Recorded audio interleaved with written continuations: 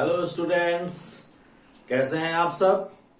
आज हम लोग मैग्नेटिक फील्ड में रिवॉल्विंग इलेक्ट्रॉन के कारण मैग्नेटिक मोमेंट निकालना सीखेंगे।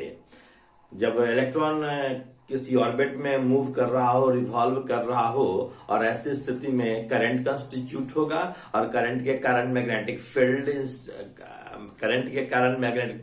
फील्ड प्रोड्यूस होगा, और इस मैग्नेटिक फील्ड के कारण मैग्नेटिक मोमेंट कैसे होगा, इस पर हम लोग आज डिस्कस करेंगे।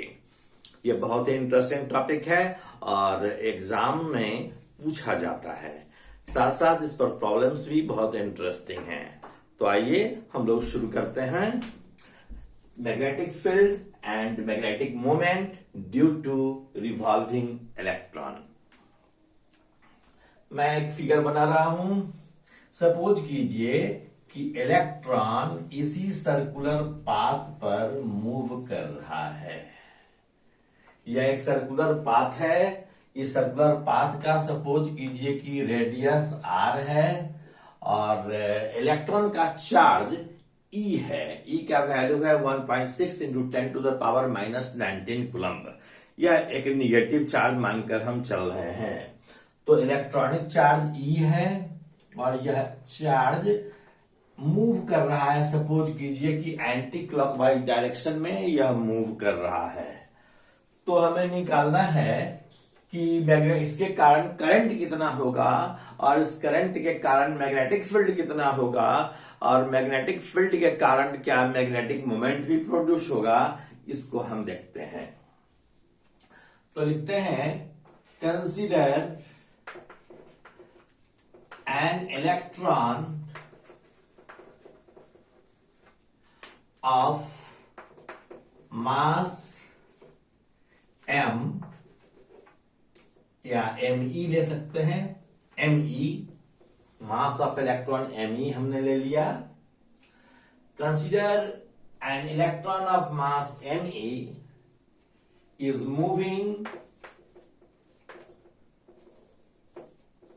revolving in a circular orbit of radius r। तो ऑसिलेशन इसका जब हो रहा होगा, यह मूव रिवॉल्व कर रहा होगा यह, तो फिर यहीं तक आने में कितना समय लगेगा, इसका टाइम पीरियड क्या होगा। यदि इसका स्पीड v है तो इसका if linear speed of electron is v, then its time period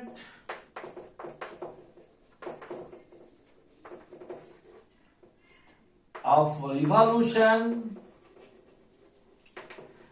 is t is equal to 2 pi r by v। आप जानते हैं डिस्टेंस बाय स्पीड होता है time.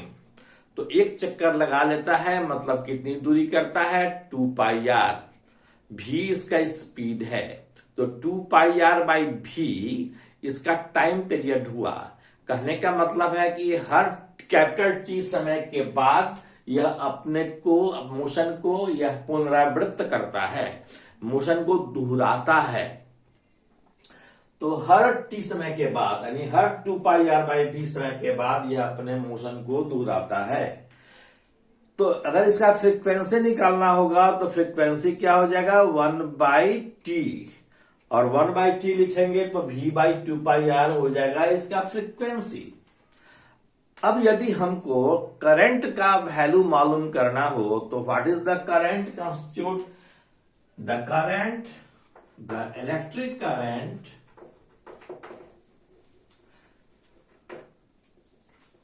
constituted due to revolution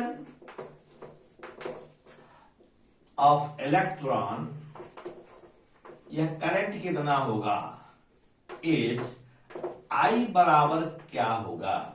आई बराबर आप जानते हैं delta Q by delta T होता है। Delta Q by delta T होता है। यहां डेल्टा क्यू के जगह पर क्या है? डेल्टा क्यू के जगह पर ई है और डेल्टा टी के जगह पर क्या है? टाइम पीरियड है। तो यह लिखेंगे ई बाई 2πr/v और इसी को लिख सकते हैं ई भी बाई 2πr। ये भी चला गया ऊपर, तो हम लिख सकते हैं current constituted by electron in the orbit is e v by 2πr। अच्छा, इस करंट का डायरेक्शन क्या होगा? अगर इलेक्ट्रॉन तो निगेटिवली चार्ज पार्टिकल है, अगर निगेटिवली चार्ज पार्टिकल इस डायरेक्शन में मूव कर रहा है, इसका मतलब करंट किस डायरेक्शन में मूव कर रहा होगा? Clockwise direction. Since current flows opposite to the direction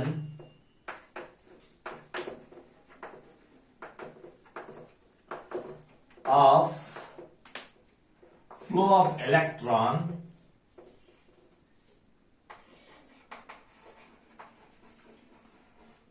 hence current क्या कंस्टिट्यूट हुआ? क्लॉकवाइज डायरेक्शन में।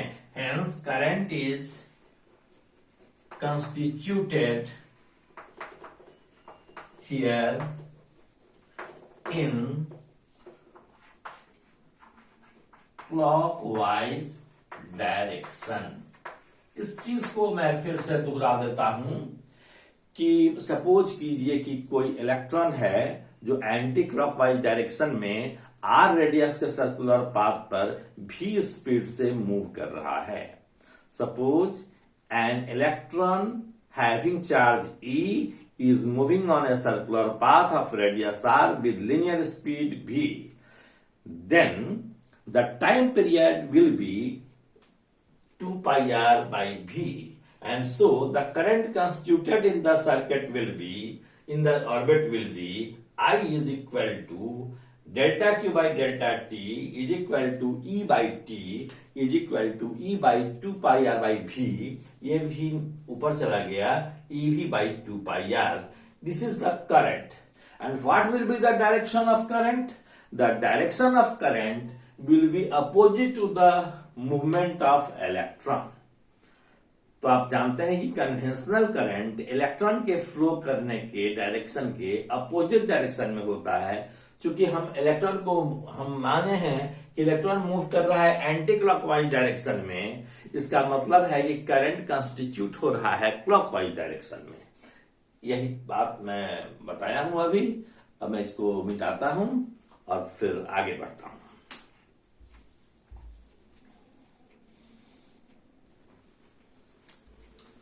तो हमने करंट का डायरेक्शन हमने लिया, करंट का डायरेक्शन इसलिए हमने क्लॉकवाइज माना। तो आई बराबर हो गया ई वी बाई 2r। तो मैग्नेटिक मोमेंट मैंने बताया था मैग्नेटिक मोमेंट के विषय में कि magnetic moment therefore magnetic moment produced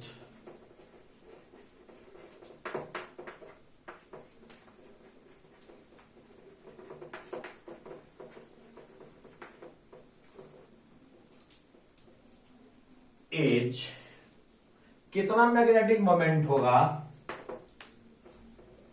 magnetic moment हम निकालेंगे। मैग्नेटिक मोमेंट को हम म्यू से दिखाते हैं। म्यू बराबर है आई इंटू ए, जहां ए एरिया है। तो एरिया को हम लिख सकते हैं pi r square, I into pi r square. I का वैल्यू हमने लिखा था ईवी बाई 2πr और यह है पाई आर स्क्वायर। यह पाई और पाई कैंसिल हो गया, एक आर कैंसिल हो गया। सो म्यू बराबर है EVR/2। यह हमारा मैग्नेटिक मोमेंट हो गया। अब यह मैग्नेटिक मोमेंट हो गया, म्यू का वैल्यू हो गया EVR/2।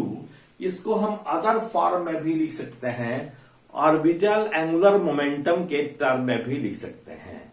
आप जानते हैं कि एंगुलर मोमेंटम को कैपिटल एल से हम इंडिकेट करते हैं। तो एंगुलर मोमेंटम एल कैसे होता है, mvr होता है।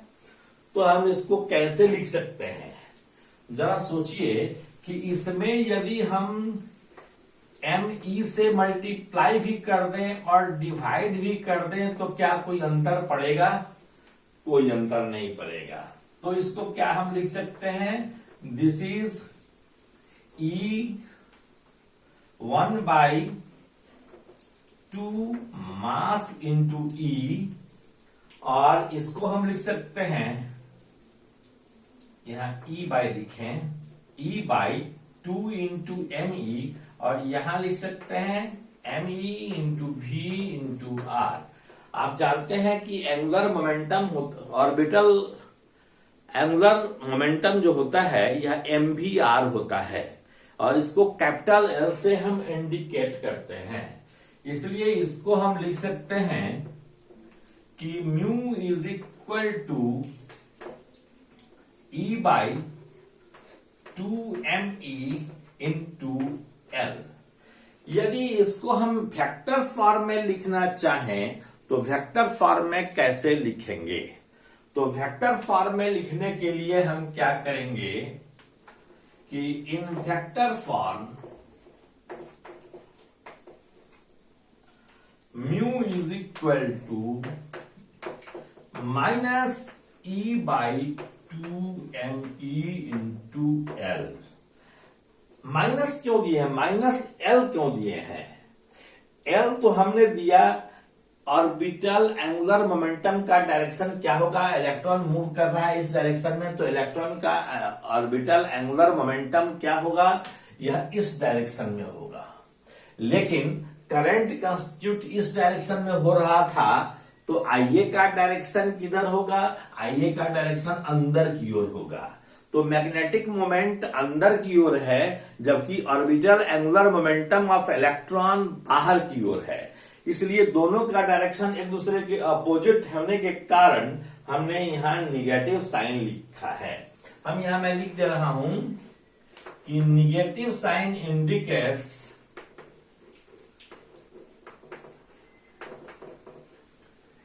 That magnetic moment